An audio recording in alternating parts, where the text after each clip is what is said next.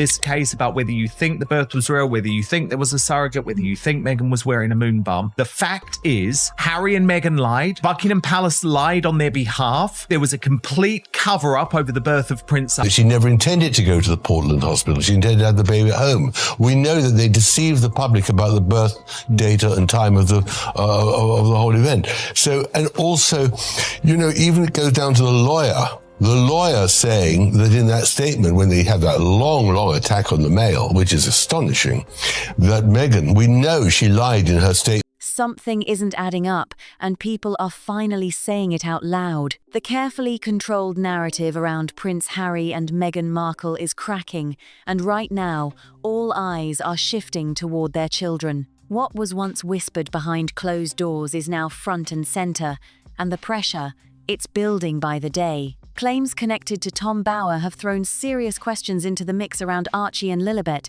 and the reaction has been anything but quiet. This has gone way past your typical royal drama. Conversations that used to live in small, private corners are now exploding across every platform, and people are demanding answers to things that once felt completely untouchable. Some are calling for real proof and full transparency, and that alone tells you how deep this has gone. Harry and Meghan Markle's surrogacy scandal has entered the mainstream media domain. Whole description she does of the Portland hospital, the birth, that was completely fabricated. We all know. The couple who fought so hard to shield their children from public life are now watching those same children become the center of one of the most intense discussions in royal history. And that's exactly where things get deeply uncomfortable. The question being asked sometimes in a whisper, sometimes straight out loud, is impossible to ignore. Who exactly are Archie and Lilibet? For any normal family, even raising that question would feel way out of line. But nothing about this situation is being treated as normal. Everything around Harry and Meghan has always felt carefully packaged, almost too polished. That's exactly why these doubts are hitting differently this time. Based on commentary tied to Tom Bower, the topic of surrogacy has entered the conversation not as a small private detail, but as something that may have been deliberately kept from public view. None of it is confirmed, but the speculation alone is rattling cages, especially when royal bloodlines and lineage carry the kind of weight they always have. If even part of this turns out to hold any truth, the fallout wouldn't stay personal for long. The ripple effects could go much further than anyone expected.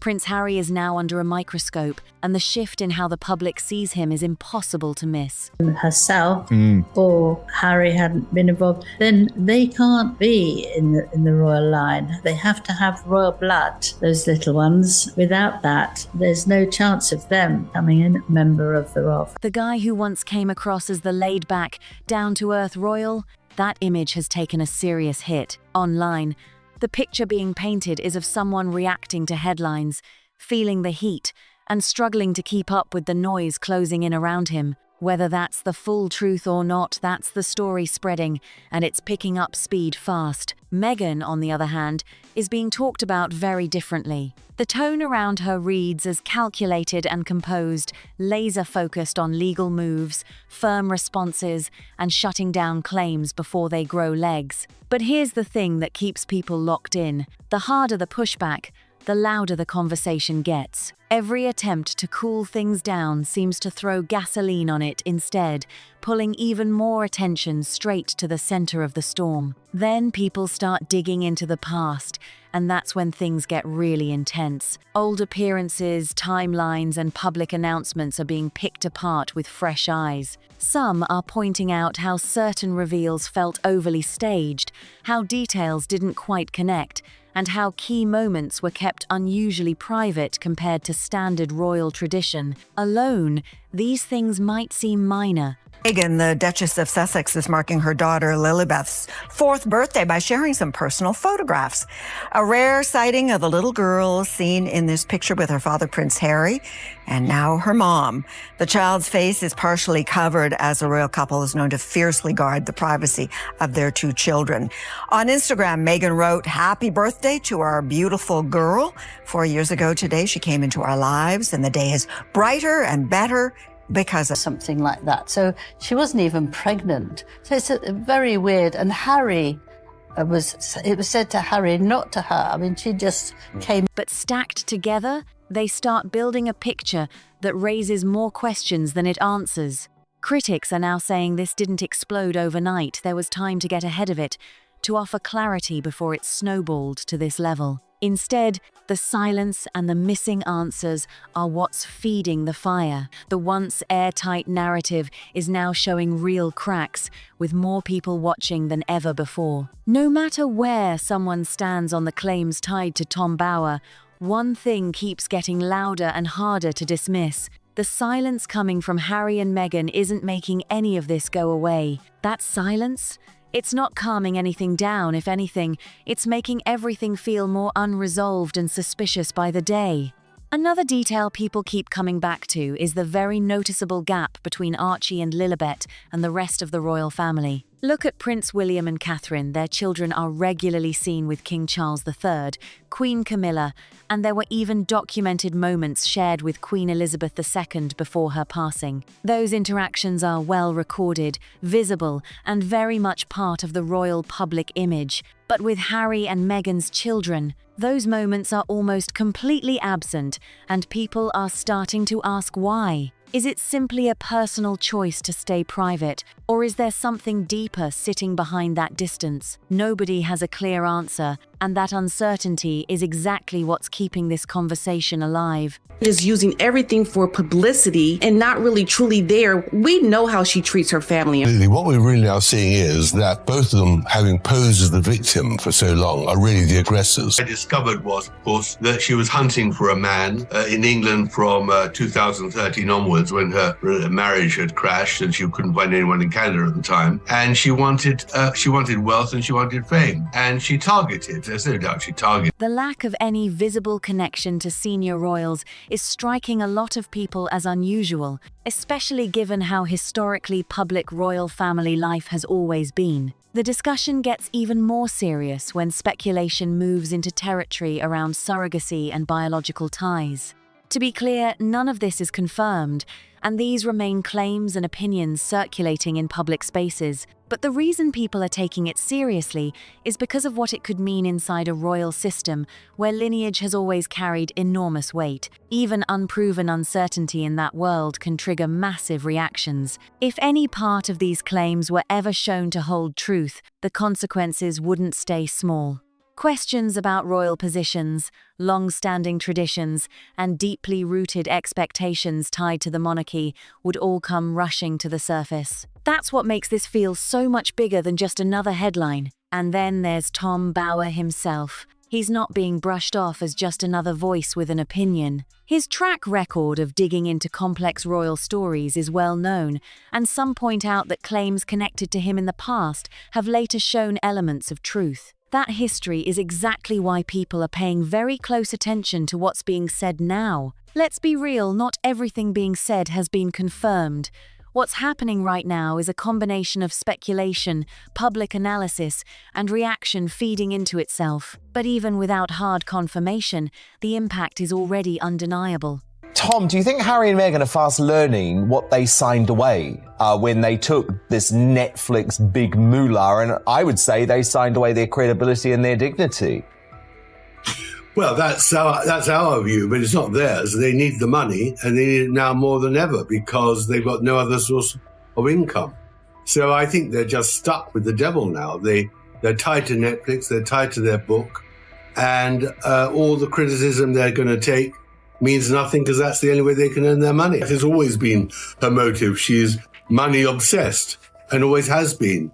And that is why she married Prince Harry. Her great surprise and disappointment was to discover that Prince Harry had very little money. She imagined he'd be worth hundreds of millions, if not billions.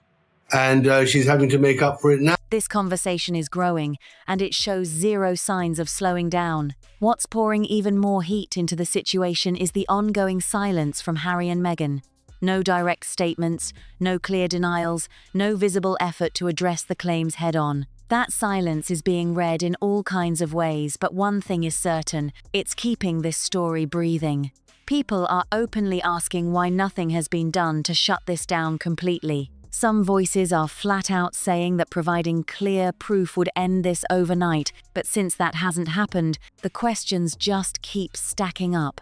Every single day without a response seems to add more attention, not less. What started as smaller online conversations has exploded into full mainstream territory, with people breaking down every detail, every timeline, and every public appearance. The same question keeps circling back, something doesn't fully add up, and people want answers.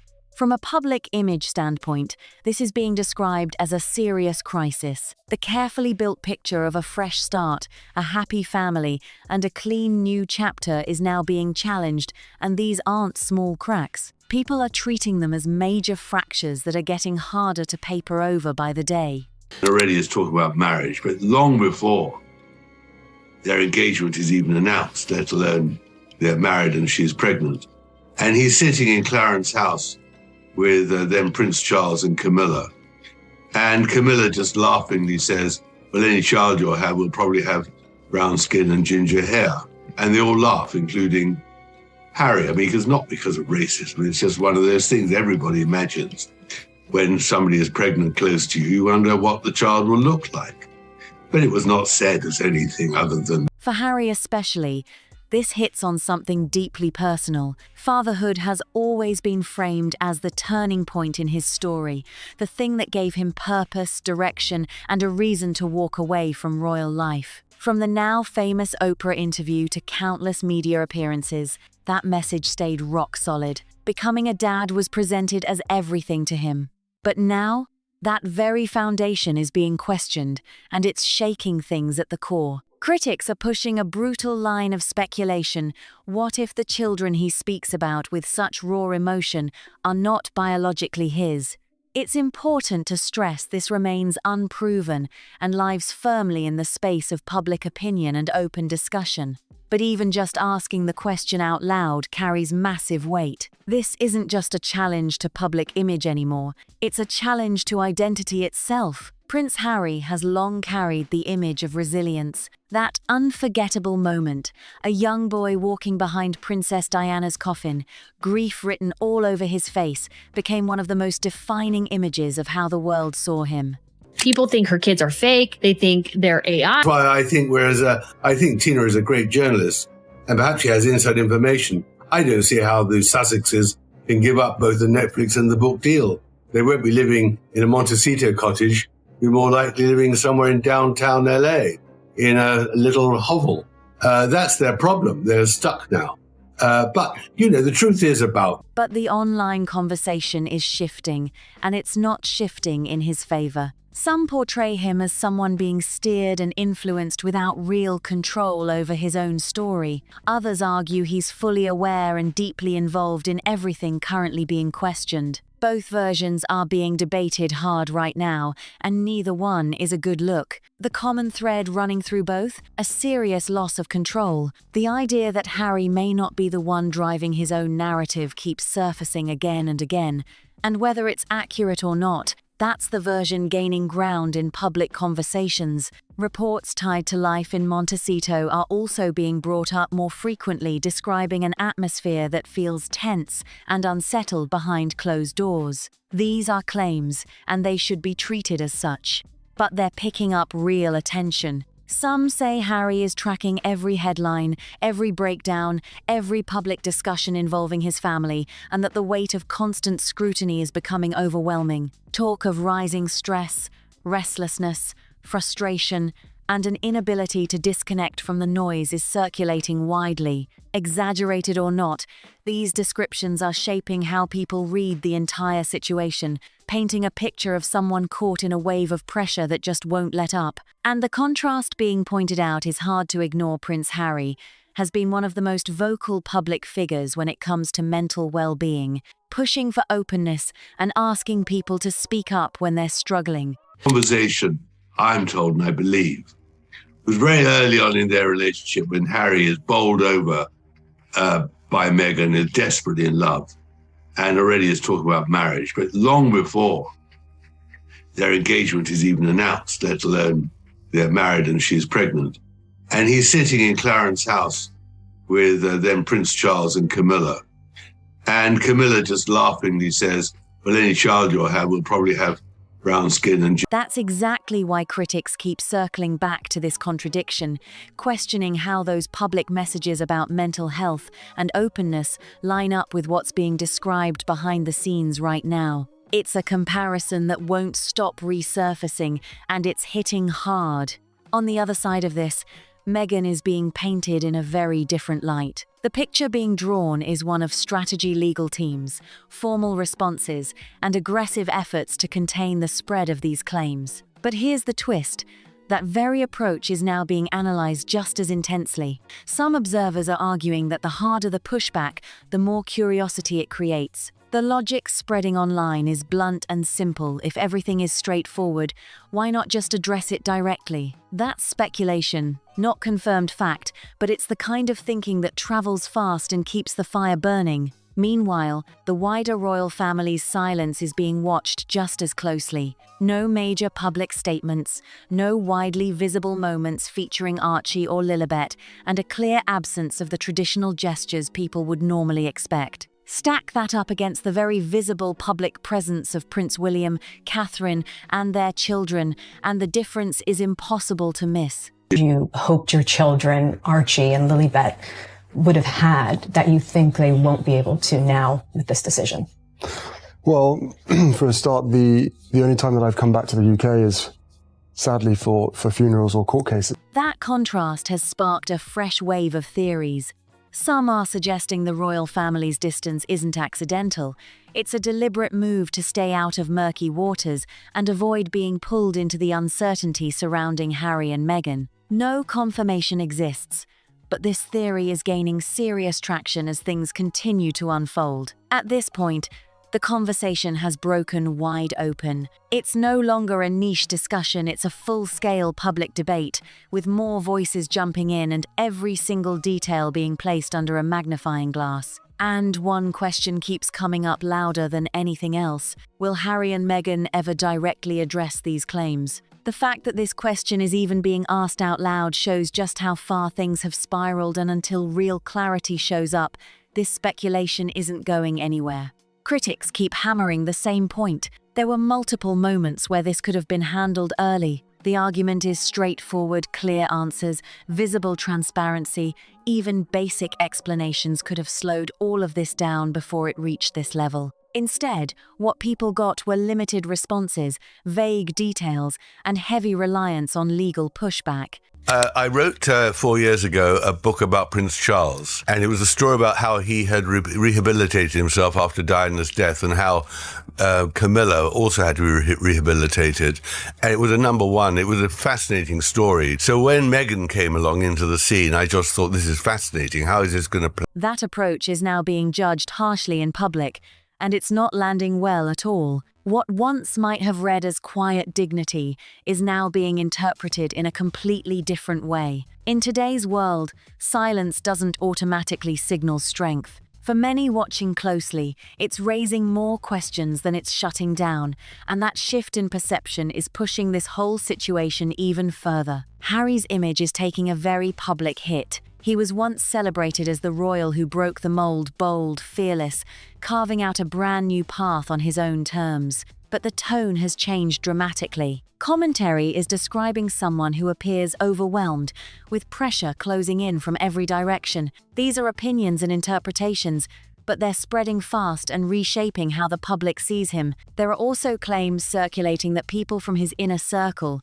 those who once stood firmly in his corner, are now quietly stepping back. Unconfirmed, but these reports are becoming part of the larger narrative building around him. The idea being pushed is that loyalties are shifting as the heat keeps rising. Descriptions of his current state vary, but one word keeps appearing across the board: instability. Talk of mood swings, frustration, and withdrawal is circulating widely. Exaggerated or not, these portrayals are painting a picture of real turbulence happening behind closed doors. And what makes all of this hit even harder is how central fatherhood has been to Harry's entire story. I can't see a world in which I would be bringing my wife and children back to the UK at this point. And the things that they're going to miss is, well, everything. You know, I love my country. I always have done, despite what some people in that country have done.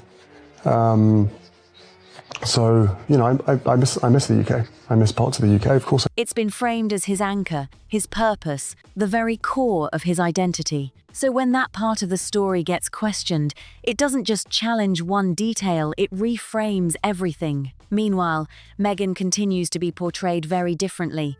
Controlled, strategic, legally aggressive, that's the image being drawn around her. Reports point to strong legal efforts aimed at challenging and removing certain claims. But here's the twist that keeps people buzzing. None of it seems to be working the way it was intended. Instead of cooling things down, some observers argue the legal pressure is actually making critics more convinced in their suspicions, not less. The thinking behind it is simple attempts to shut the conversation down are only shining a bigger spotlight on it. This is public perception, not confirmed fact, but it's playing a massive role in how this whole situation keeps evolving. Another layer adding serious heat to the discussion is the sharp contrast with past public messaging. People remember the carefully packaged documentaries, the emotional interviews, the big statements about honesty, healing, and transparency. That's exactly why the current wall of silence is hitting so differently. For many, it creates a glaring disconnect between what was said before and what's happening now, and that disconnect is fueling an even bigger reaction. Our view, but it's not theirs. They need the money, and they need it now more than ever because they've got no other source of income. So I think they're just stuck with the devil now. They're tied to Netflix, they're tied to their book, and all the criticism they're going to take means nothing because that's the only way they can earn that. Living a life that she's winning and she's doing all these great things, but the reality is not that. The reality is the gap between the open, vulnerable image that was carefully built over years and the current closed-off response is something people are finding very hard to overlook. What makes this even more striking is how specific and detailed those past public moments were. These weren't vague gestures toward openness. They were full interviews, sit-down conversations, and structured documentaries where deeply personal details were shared with the entire world. That level of public access created an expectation. People felt like they knew the story. So when that same openness suddenly disappears on topics that matter just as much, if not more, it registers as a major shift. And people are noticing that shift loudly. The feeling spreading across public conversations is that the image being presented no longer matches what's actually happening behind closed doors. Whether that perception is completely fair or not, it's gaining serious ground. More and more people are voicing the same sentiment that the carefully constructed story they were shown feels increasingly disconnected from the reality being discussed right now. And once that feeling takes hold in public opinion, it's incredibly difficult to reverse. That sentiment is spreading fast and piling even more pressure onto Harry and Meghan from every direction. And the royal family's silence? That's standing out just as much. No visible defense, no public support, no attempt to step into the conversation. The absence is loud, and people are reading into every single second of it. Extraordinary reporting in your book on what this was likely based on and how it doesn't match up to what Meghan said. Here's the clip, Shot 6 from the Oprah interview. Well, of course, that was brilliant of you to bring that clip up because the body language just showed her discomfort as she dug deeper into her own hole. I mean, the truth is this, that there are two truths. The first truth is that the conversation, I'm told and I believe, was very early on in their relationship when Harry is bowled over by Meghan, is desperately in love, and already is talking about. In situations like this, staying completely quiet can sometimes speak louder than any statement ever could. Some reports are even suggesting this distance is completely intentional, that even a small show of support could create serious complications if things develop further.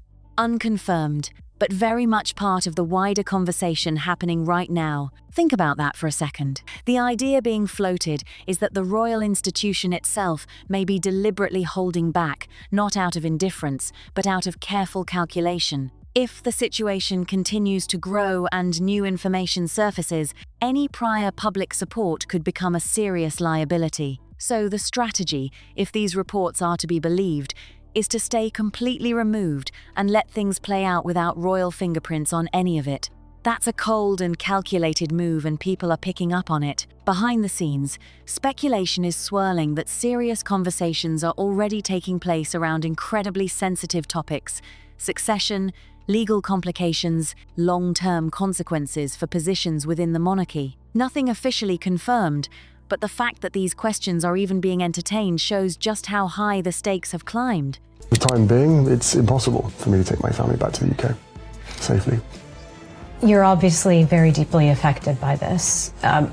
What memories, experiences had you hoped your children, Archie and Lilibet, would have had that you think they won't be able to now with this? This crisis won't die down until the irrefutable truth comes out. This is no longer being treated as a passing controversy that will fade with time. The conversations reportedly happening behind closed doors suggest that key figures are taking this situation very seriously and thinking several steps ahead. Succession is not a small topic in royal circles. It carries centuries of tradition, expectation, and deeply embedded rules. When questions, even speculative, unconfirmed ones, start touching that territory, the entire system takes notice, and right now those questions are very much in the air. People with knowledge of how the monarchy operates are pointing out that any uncertainty around lineage, even if never proven, creates ripples that don't disappear quickly. The institution is built on clarity, and anything that muddies that clarity becomes a problem that demands attention. At the core of everything sits one unavoidable issue: tradition. The royal system has always been built on lineage, structure, and clear expectations that stretch back generations. When uncertainty enters that world, even in the form of unproven speculation, it triggers complicated and far-reaching questions that touch every level of the institution. Could titles shift? Could positions change? What about the security arrangements that were in place made you feel it would be unsafe for you and your family? There's only so much that I can say because of the redaction process and the national security matters at hand, but everything. Because in beginning of 2020, I was scored the highest as far as risk was concerned, and then overnight I was reduced to the lowest without actually going through the risk management. Could long-held assumptions about roles within the monarchy be quietly reconsidered? Right now, there are no official answers, and that silence is leaving the door wide open for endless theories to walk right through.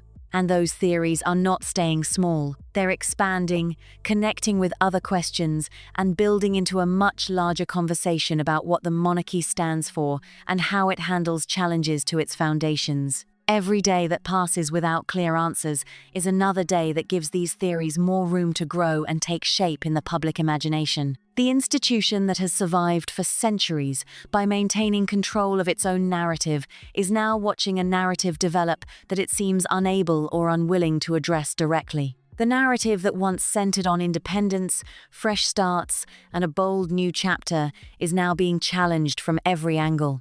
The story of Harry and Meghan leaving royal life behind to build something new and authentic was one of the most talked about moves in modern royal history. It was dramatic, emotional, and captured global attention. That's why I think, I think Tina is a great journalist, and perhaps she has inside information. I don't see how the Sussexes can give up both the Netflix and the book deal. They won't be living in a Montecito cottage, be more likely living somewhere in downtown. But now, that same story is being re-examined with fresh and much more critical eyes. The cracks people keep talking about are getting harder to dismiss, and this moment is starting to feel like a genuine turning point that could redefine how this entire chapter of royal history is remembered. What's particularly striking is how quickly the public mood has shifted. Not long ago, there was significant sympathy for Harry and Meghan's position. Many people understood the pressures of royal life and respected the decision to step away and prioritize personal well-being.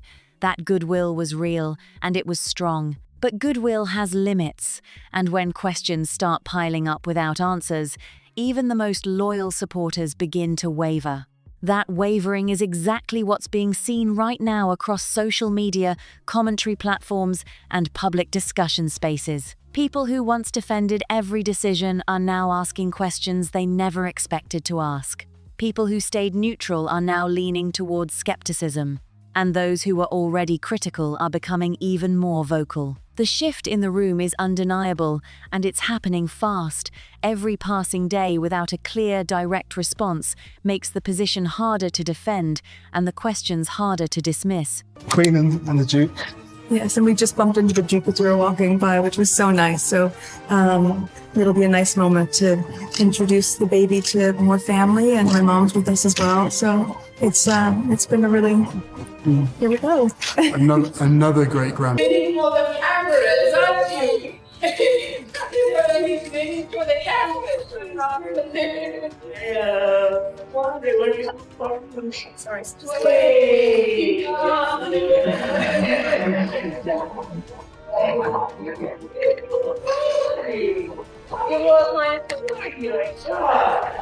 The way many online voices are framing it comes down to a straight and unavoidable choice: address the speculation head-on, or keep staying silent and hope it eventually dies down. Neither path is easy, and both carry serious and far-reaching consequences that extend well beyond just public image. Speaking out could bring clarity and potentially shut down the speculation once and for all, but it also opens the door to intense scrutiny, follow-up questions, and a level of examination that may be deeply uncomfortable. Every word of any response would be analyzed, fact-checked, and debated in real time by millions of people. Staying quiet protects privacy in the short term, but it keeps the questions alive and breathing.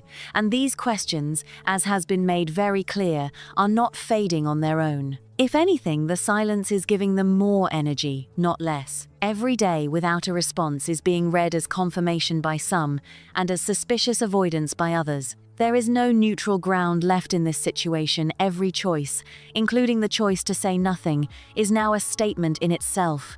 For Harry especially, this moment feels genuinely defining in a way that goes beyond anything he has faced before in public life. His entire journey since stepping back from royal duties has been built around powerful and consistent themes: truth, independence, authenticity, and personal growth. He positioned himself as someone who chose honesty over comfort, who was willing to speak difficult truths even when it cost him relationships and status. That identity became the foundation of everything that followed. And now, everything being questioned right now cuts straight to the heart of that carefully built foundation. If the story he has told about himself, the narrative of fatherhood as his anchor, his transformation, his reason for every difficult decision is being publicly questioned, why lie? It was just so truly bizarre. Can you tell us what it's like becoming a new mum, and tell us a little bit about baby Sussex, as we're calling him? It's magic. It's pretty amazing. And I mean, I have the two best guys in the world, so I'm really happy.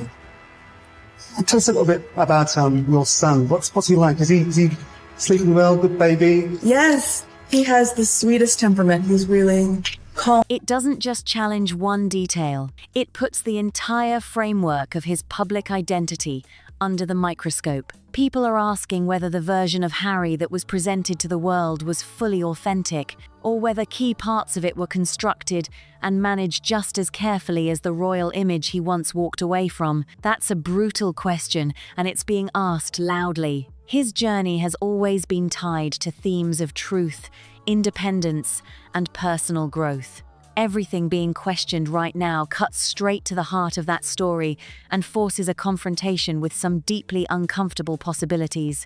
The man who presented himself as the one who finally told the truth is now being asked to tell it again, this time about himself, about his family, and about the details that matter most. As for Meghan, the focus stays locked on strategy and control, with every single move being interpreted in completely opposite ways.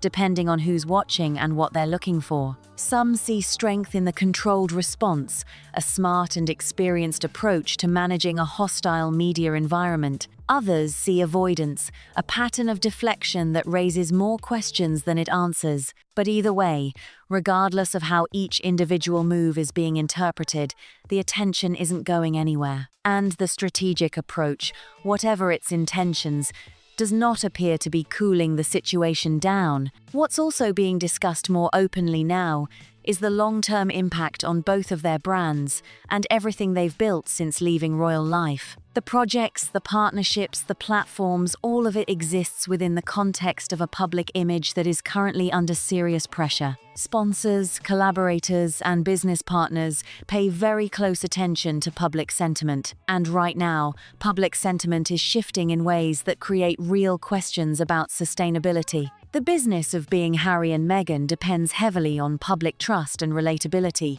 two things that become much harder to maintain when large portions of the public are actively questioning the authenticity of the story being told. The stakes, in other words, are not just personal or emotional, they're practical and financial in ways that matter enormously. Every week that this conversation continues and grows is another week that the foundation of everything they've built gets tested. That's a pressure that goes far beyond royal gossip or tabloid drama.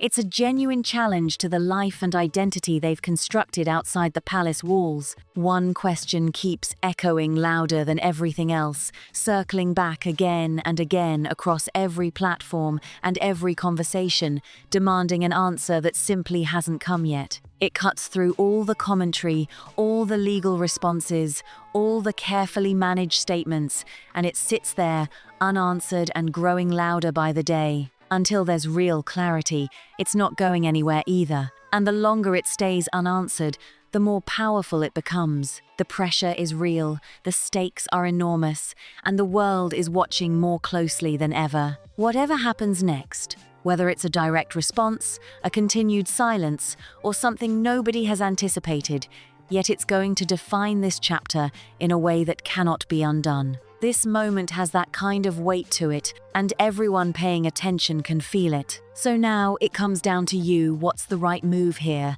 Address everything head on and risk the examination that comes with it, or stay silent and ride it out while the questions keep building. There's no easy answer, and that's exactly what makes this situation so gripping and so impossible to look away from. Drop your thoughts in the comments below, because this conversation is absolutely far from over, and every perspective matters. If you want more deep dives into stories like this that cut through the noise and get straight to what's really being said, make sure to like, share, and subscribe so you never miss what's coming next. See you in the next one.